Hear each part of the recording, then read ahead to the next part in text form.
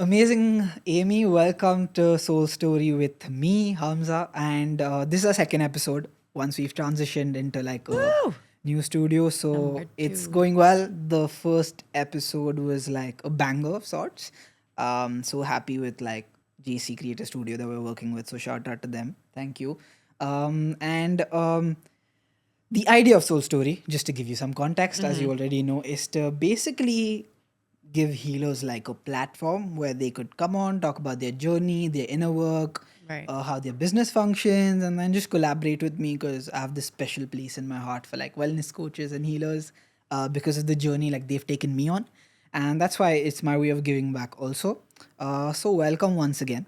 How we start is usually I give the opportunity to my guests to maybe just take me back to how they came to the current place they are at. What's the journey been like? What are you doing? And like a small introduction, like basically for people to get some context. Right. So the flow is yours. Hello. My name is Amy, and well, ethnically, I'm half Korean, half Taiwanese, Mhm. and I've been living in Mumbai now for just over like 7 years. So it's been Wow. quite some time. I clearly love the city.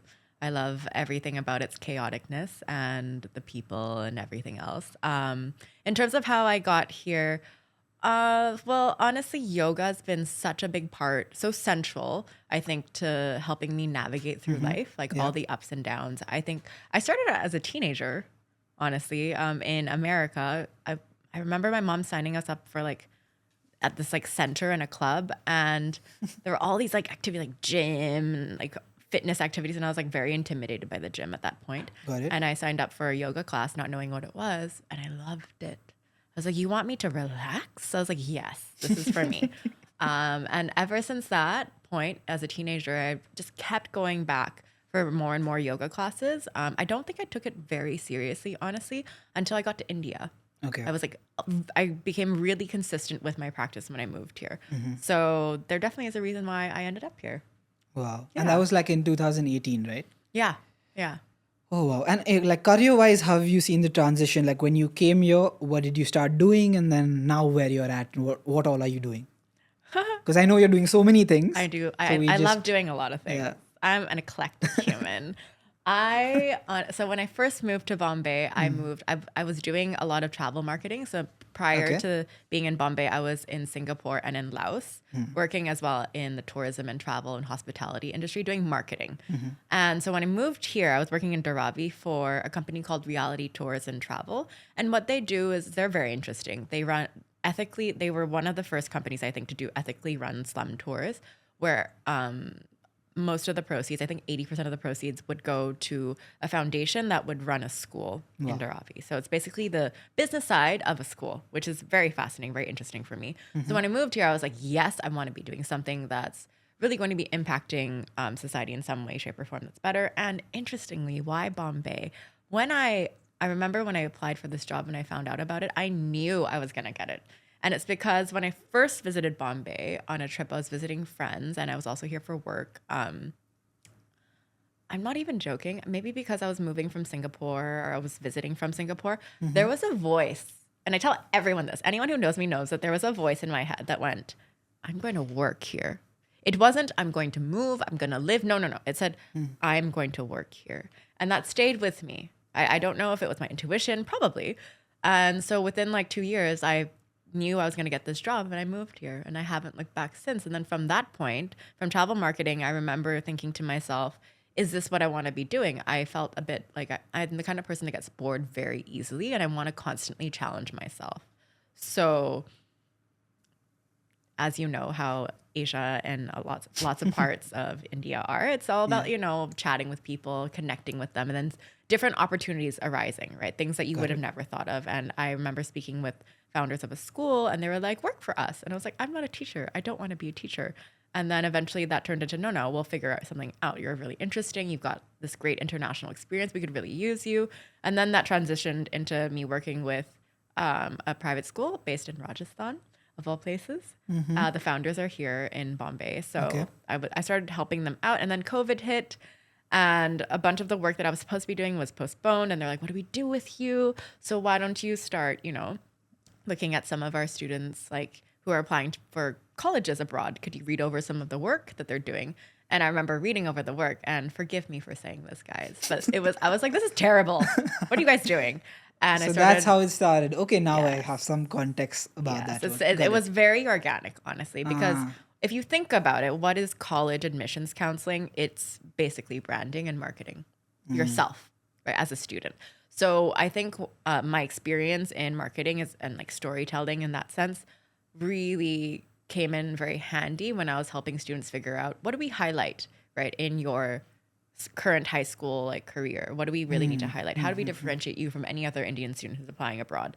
And got that it. came so naturally to me. And then one thing led to another. An agency found me, and then things just grew from there, as you know. And then yoga came into the picture as well, and content creation, which we'll talk about later. Wow. So Yeah. that's a lot of hats that I think you're wearing. Yes. But I think you do like an incredible job at it. Thank you. By what we see. Tell me more about like the yoga journey. Like that's something I want to like kind of focus on in the podcast Yes. also. Like when you started it, tell me like about like when you trained, when Yeah. was that, how did that go, and also like maybe emphasize on like your first ever session and how did that make you feel. I Yeah. think for like the newbies, that's like very Yeah. important. Definitely. So, I did my TTC about like 2 years ago, and I only took the TTC primarily because I thought I wanted to really deepen my practice and understand what's behind the incredible science and all of the history of yoga. I was going through a period of time where I actually, prior to doing the TTC, I did a pranayam course first. And I primarily did the pranayam course, breath work, to actually help manage my emotions better. I was noticing that I was reacting to pretty much everything from a fight or flight response. And I really was like, this is not who I am. This is not aligned with who I am. I know I'm not this person. What's happening? And I read somewhere that obviously pranayam is a great way to help, I guess, just regulate your nervous system. And I think that's what I really needed at that time. So I enrolled for this course thinking, I'm just going to become a more relaxed human. I can probably interact with people a bit better, especially people that are very close to me.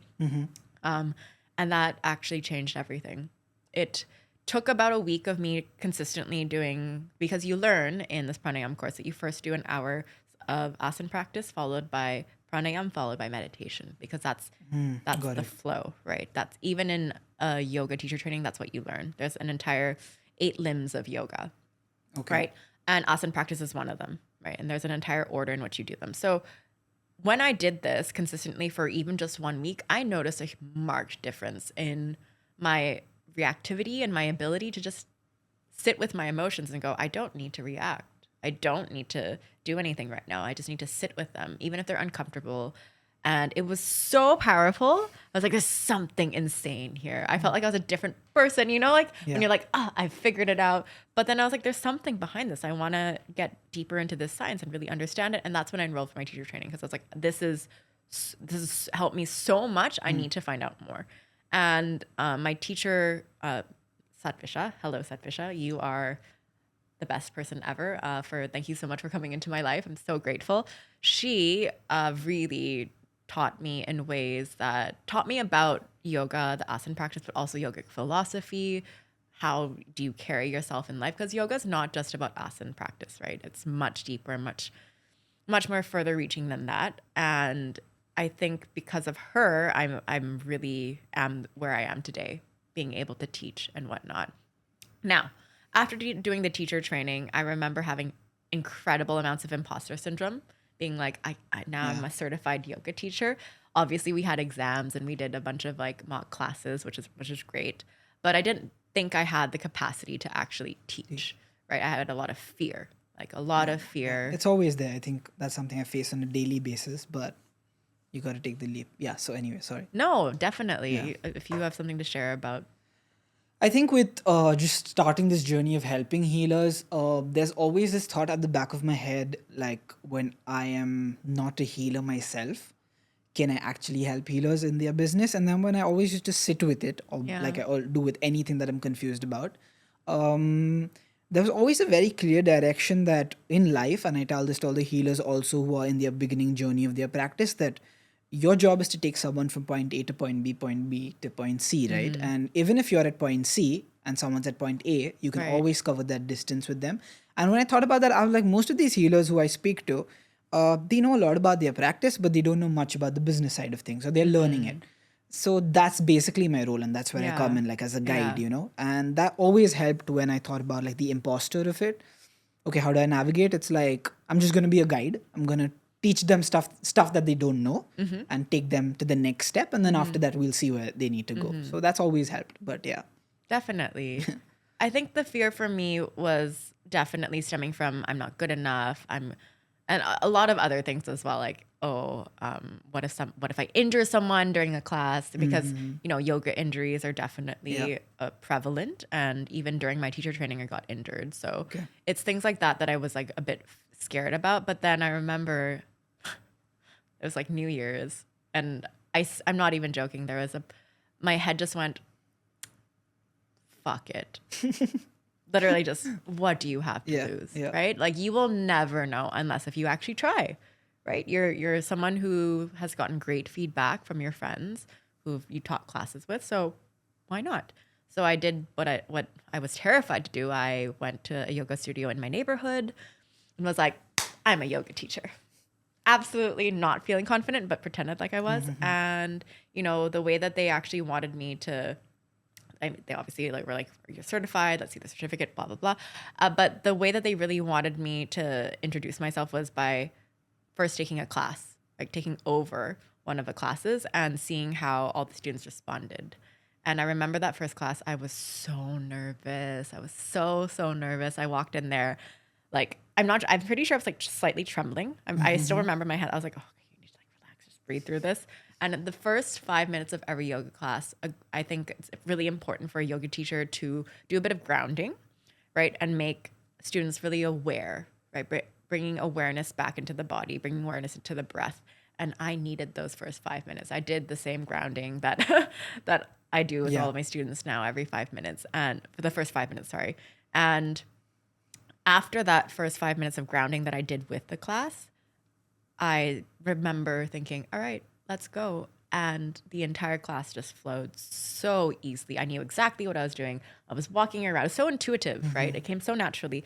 And by the end of it, when I saw everybody lying down in Shavasana, I was like, I'm meant to be doing this. I'm absolutely meant to be doing this. And, when you chant Om at the very end of the class, I felt this harmony and sense of grounding that is inexplicable. And I was like, I'm going to be doing this for quite some time. I had a very strong feeling, and I knew this is what I was meant to be doing. So very powerful, but you do have to kind of run towards the fear, if anything. Sweet. I have a question regarding that Yeah. only. Is that there are a lot of coaches and like yoga teachers who always say that, that there was that one point where they know like this was their calling.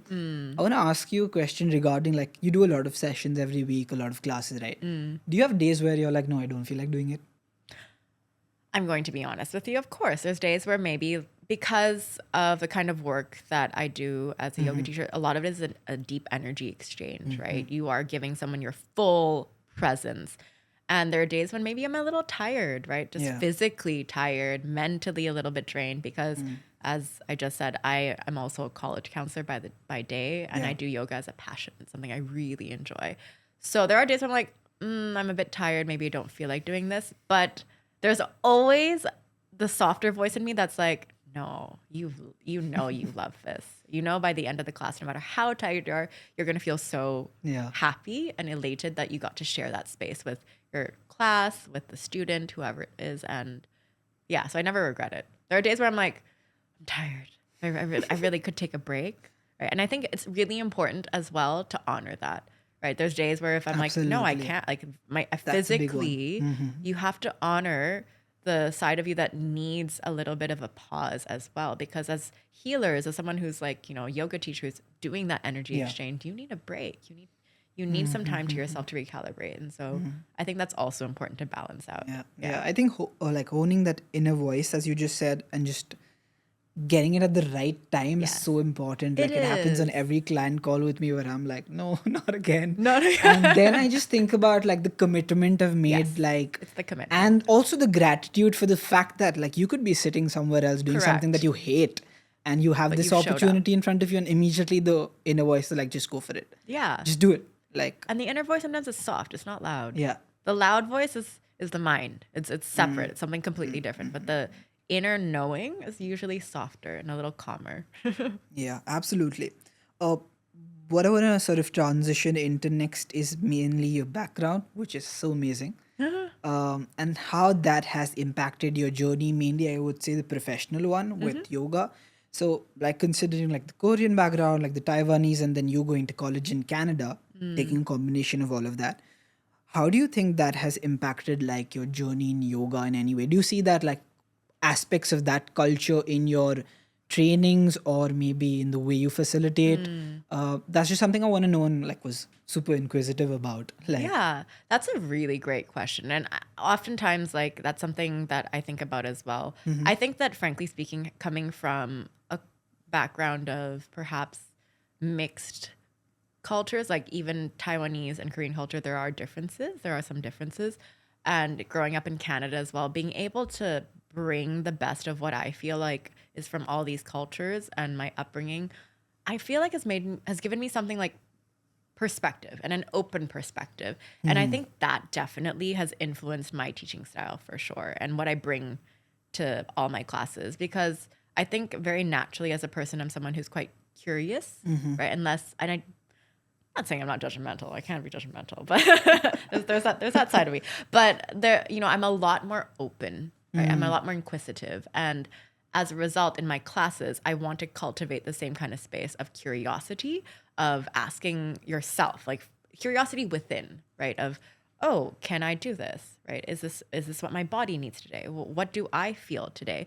And not just that, there's also a lot of like compassion, I think, because when you grow up in many different sorts of settings and from a different cultural background, I think you're kind of like over time cultivating a sense of like appreciation for differences, right? And like yes, there are like similarities that we all share, but there's also differences, and to appreciate that. And that 100% is so important for me in my yoga classes because I don't know who's going to walk through the door, right? Whoever's going to walk through, they come with their own set of, whether it's like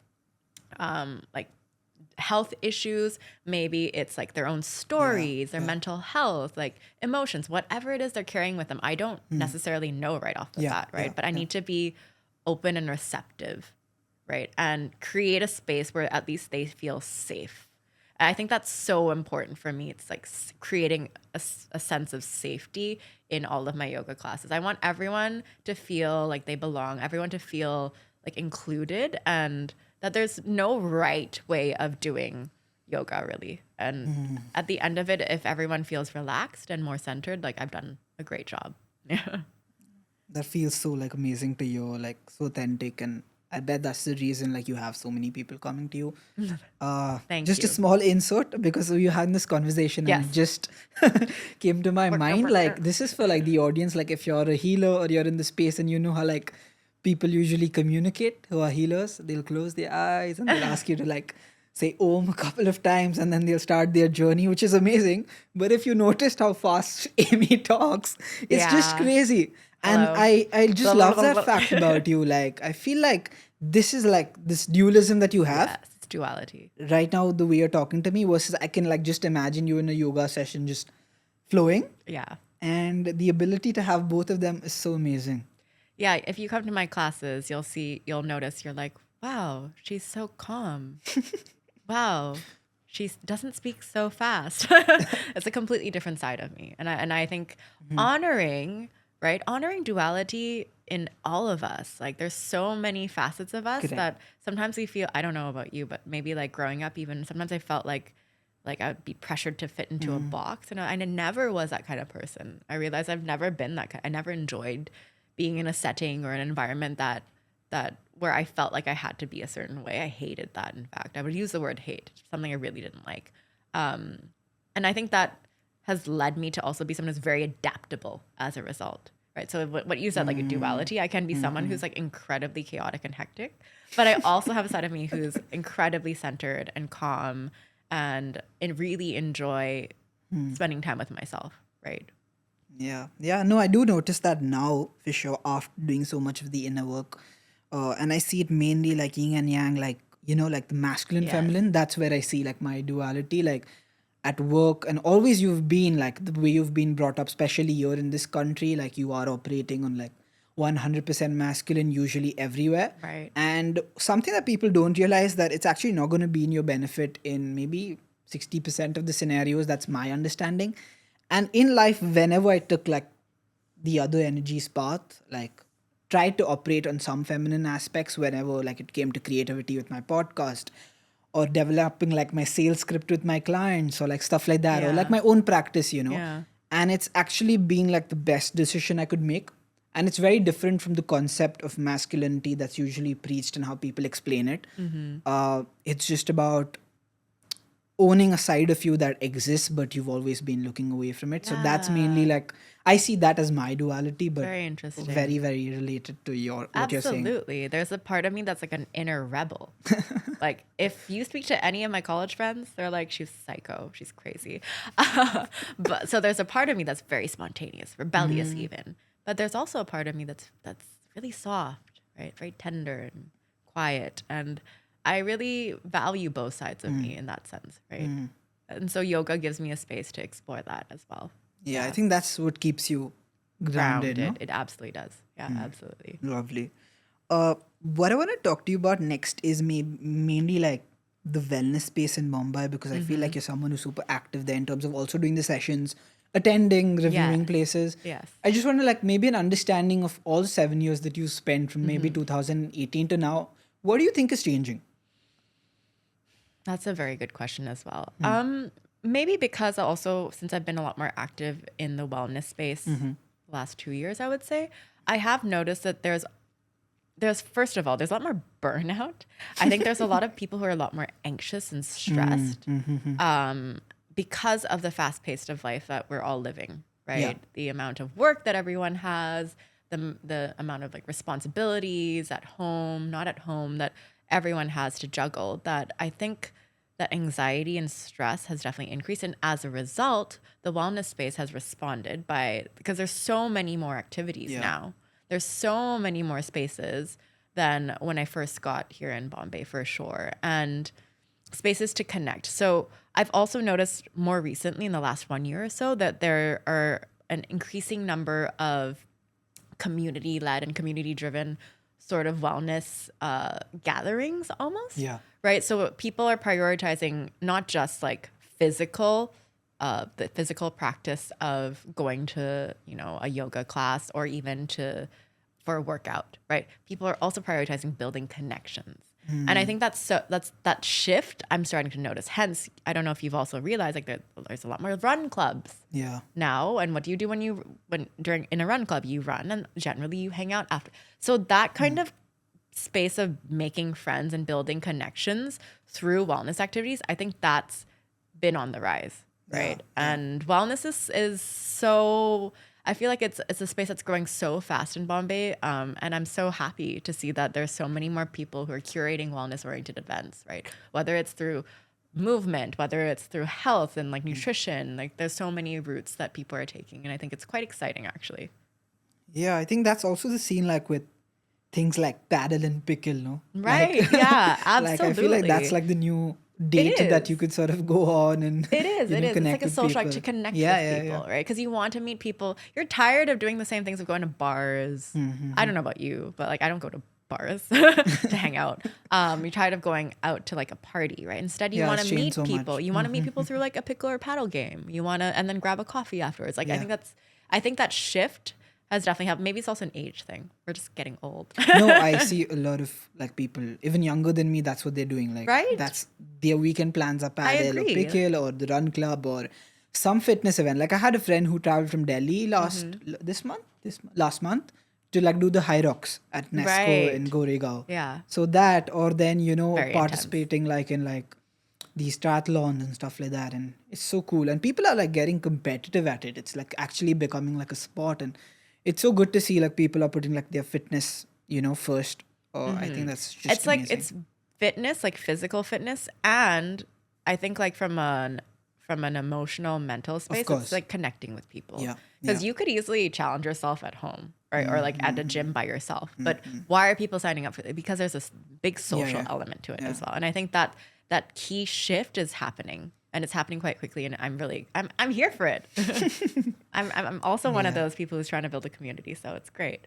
Yeah. Lovely, lovely. Yeah, I think most of the changes for me have come through community-driven projects only, including something like Live Plugin. I think the idea of being able to just be with like-minded people for long amounts of time is the best way to transform, and I think that's Right? happening. Exactly. And people are becoming so much more aware of that, right? Yeah, yeah. Wow. Uh, like in this segment, I had like this one last question, which is like very subjective, but what does like success mean to you? Like currently where you're at, let's say Yeah. as a yoga teacher specifically is Sure. what I had mentioned. Sure. Uh, Again, I know the person that you are, you'll have a very different answer to it, and it'll be a really cool one. But like, if you No. actually had to like by let's say industry parameters, see like okay, a good successful yoga teacher who's like making good money, also has great clients, has built a really great personal brand for herself or himself. What do you think that looks like? Ooh. For me Yeah, for you, for personally, you. I think as long as I know you might seem like, oh, her response is so like deep, but like genuinely, I feel like for me, success looks like a class, right, full of students. Maybe not. It doesn't have to be packed even, but just like a couple of students who are regulars, who are coming regularly for my classes and leave feeling more centered and grounded within themselves. And when you start noticing that they're coming to class because they're like, this really helps me, right? This really helps me either feel better about myself or just be able to sleep better. I think that that's one measure of success for sure for me personally.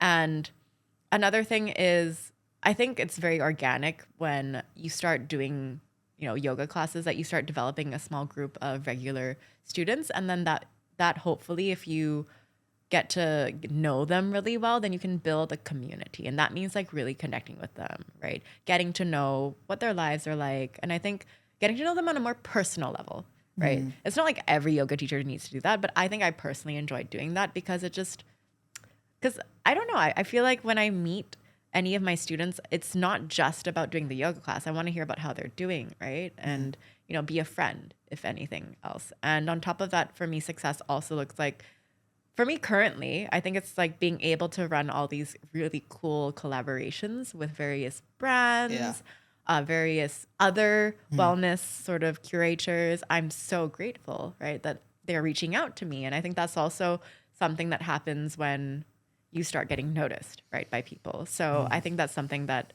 also for me currently makes me feel quite happy with what I'm doing and what I'm building, right, going forward.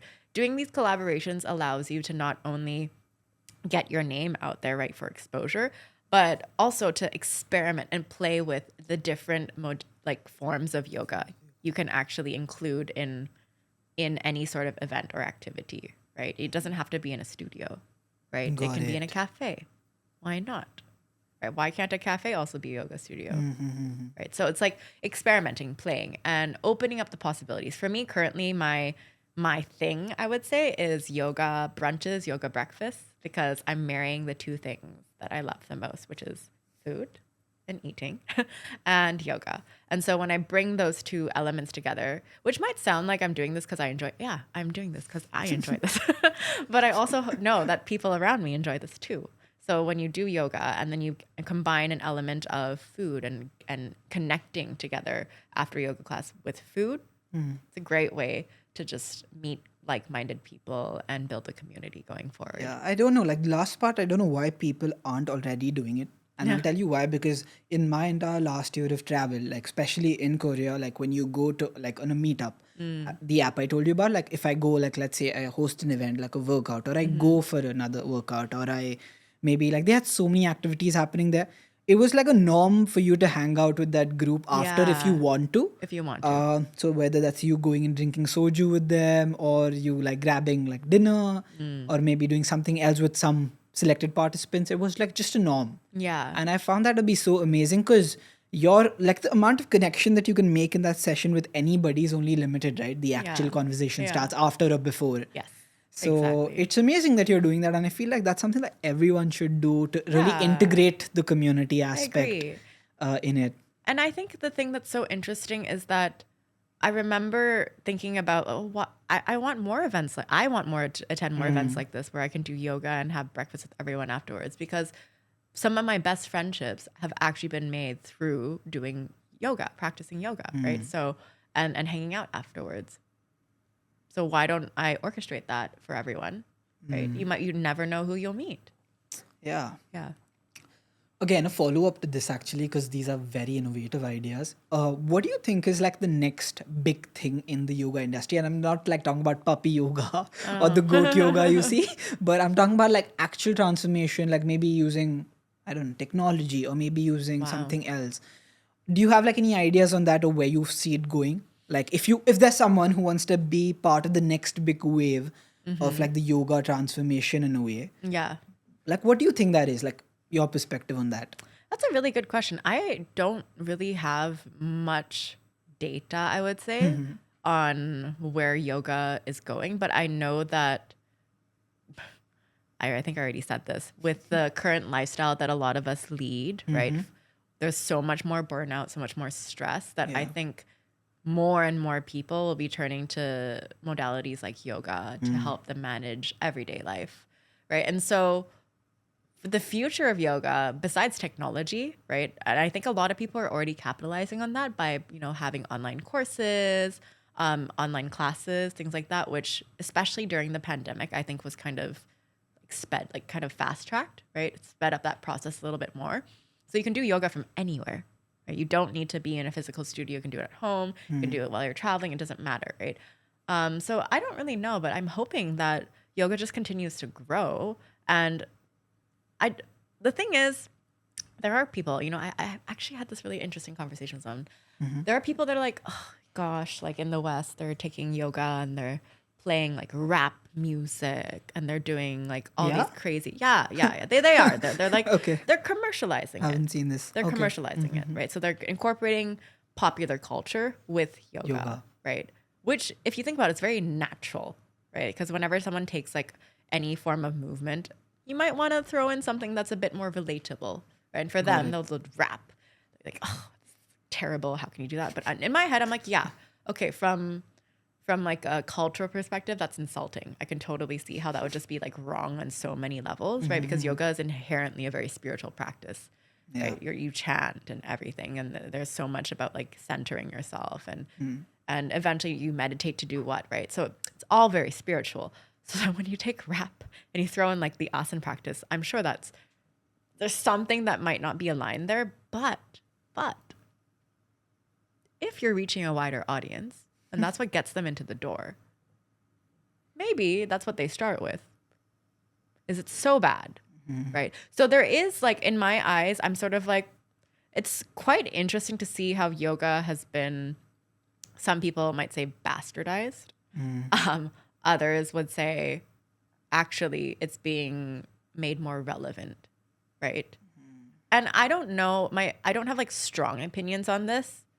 I personally would never host like Rap a yoga. rap yoga class or something like what was it? So like, or something. It's just not who I I've am. also seen, like, if I'm not wrong, like people doing like beer in yoga. Have you Oh, seen that? wine and yoga. Wine yoga. Cool. Yeah. But that's what I'm saying. Like, because people are seeing it more and more like a physical practice, I think that's where they're losing the point. Yeah. Right. Yeah. But if Absolutely. if that's what gets you to start and then you go deeper in your practice, Then is it that's so bad? Is it so bad? The problem is when people think that that actually is all there is, then okay, I'd see like that would be a little problematic, right? But as long as if I think you make it clear that this is definitely something that's been adapted to cater to basically the masses, a wider audience. got it. Got it. Yeah. Yeah, I just wanted like maybe an understanding because you're someone in the industry, and I see a lot of transitions happening really quickly in this space, specifically yoga, and then I wanted to know why. And yeah, we have some insights on that. So let's say tomorrow I have like a new client who's a yoga instructor, and I know what to tell her. I mean, So maybe don't do rap yoga classes. I mean, you could if that's your jam, right? I think it also really depends on your story, right? Why you're doing this, right? As long as if you have a very strong why, right? everyone can judge you and say you're doing the wrong thing, but if you know why you're doing it and your intentions are strong and I think coming from a good place, who's to really stop you, right? Yeah, I think mainly the people who might get offended by these ideas are people, and what I've seen in my personal experience are people who've like passed down yoga in their family Because or culturally. it's your heritage, Yeah, right? It's your culture. And yeah, I can totally understand why someone would be upset by that because it's disrespectful. You're like you're yeah, not respecting the heritage, the correct. authenticity of like where yoga came from, right? Mm, And yeah, I can totally see like someone looking at that going, that's just disrespectful, right? yeah, yeah, absolutely. Wow, I think we've covered quite a bit in a very short amount of time, but now we're going to like the actual soul story segment. This again, I always say like my selfish need of like pushing it in. It's the Not last part selfish. It's not selfish. of the podcast because Yeah. the people listening are people who are basically on the fence of moving over to doing healing or their own practice full time, and it is daunting because it's a very big transition, specifically if you don't know what you're going to do on the business end of things. Yeah. So, this segment is going to basically focus on me asking you questions that you can answer and help newbie yoga instructors or people who are deciding to go and like do their TTC now Yes. to just navigate through the business end of things and growing their practice. So the first question there was basically like, let's say when it comes to social media, I think you're doing a fab job very Oh, thank authentically you. to grow what you're doing. So what could be like the possible couple of tips or the top 3 tips, if I had to ask you, that a new yoga teacher can sort of take on when it comes to promoting themselves online? Right. What do you think is like the most effective right now? For me personally, I'm gonna be honest with you. Before I first started, I cringed. I cringed at the thought of having to put myself out there. I was like, absolutely not. This is so cringy. I have to shoot myself doing yoga. It all felt very performative, but you have to do it. And at the end of the day, you just have to start, right? And when you start, you have to be consistent. It's not good enough just to do it once and say, okay, now I'm going to do it like when I have time. No, you have to make time and be consistent with it. That's definitely my number one tip. Consistency. Okay. And to just start. Even if when you start, you might not have the best, I don't know, shooting skills. You might not have the best edit. It doesn't matter. It does not matter. Just start. Put yourself out there. I'm the kind of person, maybe because I am the kind of person who learns as I do things. I'm not the kind of person who's ever started out doing something being an expert. And in this case, especially when it comes to someone who's a new yoga, you don't have to be an expert at social media. You just have to start from somewhere. Shoot your practice, tidbits of it, edit it. Who cares how it looks at the beginning, right? Don't be so hard on yourself. You will learn and see what works for you and your audience. And number 3 is, I would also say try to be authentic, right? Definitely don't post anything out there that you are not proud of, right? It's a little different because when I first started, I just cringe. I cringed at the thought, not of what I was posting. I cringed at the thought of putting myself out there. So that's a little bit different. I had to get over that initial Yeah. self-consciousness, right? Yeah. That fear of being judged or that fear of like looking like a fool, really. That image. I was like very image conscious and I was like, I don't even have an image online. Who cares? Like at this point. So yeah, I think those are the 3 things I would really say are important when you're first starting out. So you definitely got to just put yourself out there. It doesn't matter. Be consistent and also be authentic. Be yourself, right? Whatever it is. If you're the kind of person who's like, I am someone who loves super aesthetic shots and lighting and certain colors, do that. That can be your thing. Your videos can be that kind can have that kind of look and feel. There's nothing wrong with that. But if you're the kind of person like, no, that's not who I am. I want to shoot funny video. Do that, right? So you figure out what works for you. Yeah, actually, the last point I feel like is the most important one for me. And that's usually when I have clients, that's something that I always tell them because the healers market in some modalities and aspects are pretty crowded in India right now. So if you take tarot readers, we're full of them. Right. Like every second, third person I meet is a tarot I reader. want to have So- do tarot readings. As in See? I want someone to do it for me. Sorry. No, so yeah, exactly. Like the need and also the people doing it basically, I think, is supply and demand then. But one thing that I always tell them, and I see each one of them making this mistake, is they're trying to copy the next best person. Like they're just Right. trying to copy who's doing it well. And everyone who comes to me, I tell them, like, forget everything. Like, clean it all up, and whatever comes to you authentically, just turn up with that. It could be possibly anything. So for me, I always realized that that was what was celebrated, and now I do that. Like if today I feel like I had a certain struggle in my coaching or in my personal life, and when I turn up and put it up on stories, that's Right. celebrated more than any client win or me like posting some cool gym reel or something like that. Like, and people celebrate it, like really, they respect that more, and they Right. always like, okay, this is something I can relate to, and that also brings me more, like attracts the right kind of people Right. in a way. We're So I feel aligned like with that. that's like authenticity is on Yeah. point. Authenticity is definitely important. That's also why if you look on my Instagram page, I do what I want. I don't have a Yeah, niche. yeah, I mean, yes, because as we were discussing throughout this podcast, I'm eclectic. I like many things. I do yeah, many things. yeah. So my page is full of a hodgepodge of things that I enjoy. Right. So I'm not sticking to one thing. But I would say that if you are a new yoga teacher and you want to put yourself out there, be consistent and post things that are authentic to you. And yeah, I think a lot of social media strategists would also say, pick your niche and stick to it if you want to grow fast. Okay. I've never listened to that. It's that rebel in me. It's like Yeah. boring.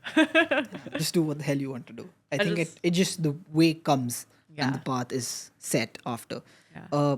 Amazing. The last question that I have for you for today, before I sort of like you can tell people about what you do and how they can connect with you, is um how do you deal with like mindset blocks about anything in your work or your life? Like a very common thing between healers is again like putting themselves out, or mindset blocks about like being visible out there, not like they always want to do like faceless content, or Yes. as you correctly covered before. And they have other mindset blocks also about reinvesting in themselves, like really putting money into learning the practice, or getting a good software, or maybe even in small things like investing in the equipment maybe. Yeah. So these are all mindset blocks that kind of stops them. Yeah. How did they deal with that? Like what can they do, like maybe a daily practice or some kind of thing that you do that would help them there? Well, honestly, being aware of these blocks is very important first. And sometimes, like, having someone like a coach like you can help highlight where. Got you. I got you. A coach like you can help highlight where those Yeah. blocks are. Another thing that is very easy to do is journal. Write down all those fears, all those mental blocks, and the reasons why you feel like you can, can't, you shouldn't, all the reasons why. And then actually look at those reasons and go, are those all just things that I'm scared of, right? Or are those genuine problems, right? A lot of times the financial aspect is also a really big hurdle for most people to like take that leap forward, to do that teacher training, to, whatever, take that course, right? Invest in social media. I would say if you never try, you will never know. And I think I probably said this earlier in the podcast, but genuinely, you will never know, right? So you can try and fail, and then you will know. At least you can rule that out as an option. But having that as a what if, right? And not doing it simply because you're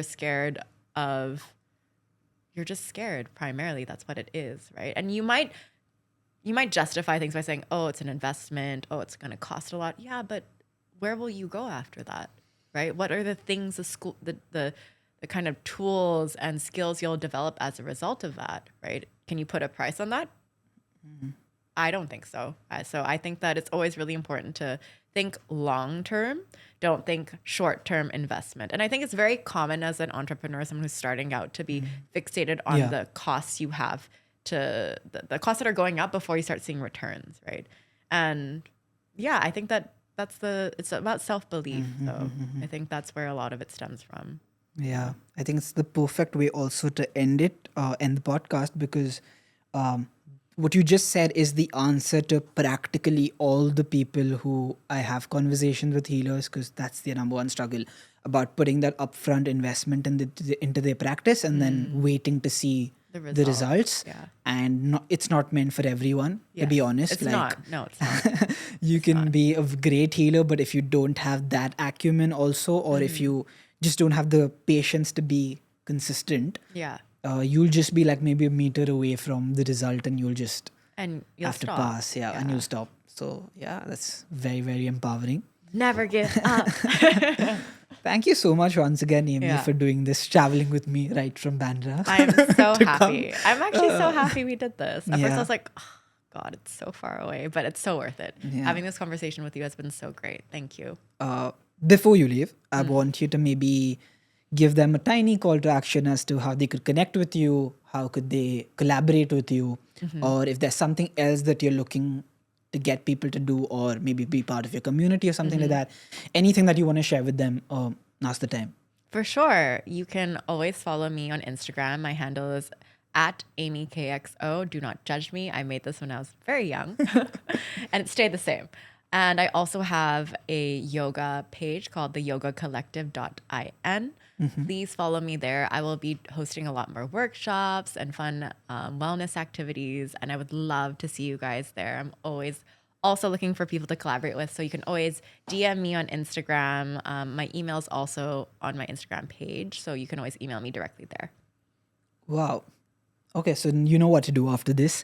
From my end, just before I say like a final goodbye from this episode, this is a very personal share that I thought that I should put out because it's been empowering for me. So I think it'll really help you.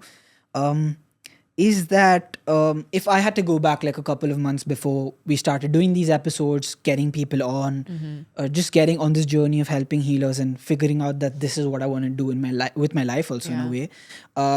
In the beginning, it's never going to like feel easy. Like anything you do, whether like you want to become a professional rock climber or if you want to maybe just travel the world or live in an island helping orangutans or something like that. I don't know what you want to do, but basically what I want to say, it's all possible. But two things that are very important is your ability to sort of visualize it and see the end Yes. goal, or like with like a lot of like Clarity. and also having the right intention and trust in yourself that you can do it because there's no other reason. There are so many people before you've already done it, so it's just a matter of time. So I just want to leave you with that, and it's also a call to action that if you're a healer who is trying to take like go full time into what you're doing and you want to help people heal the world and you just want to grow, then you can always reach out to me from Instagram or through our YouTube channel after you see this podcast, or also on Spotify. I would love to be part of your journey and help you out. And yeah, Amy, thank you once again. Thank you. This See was you all so at the fun. next episode. Bye bye. Bye.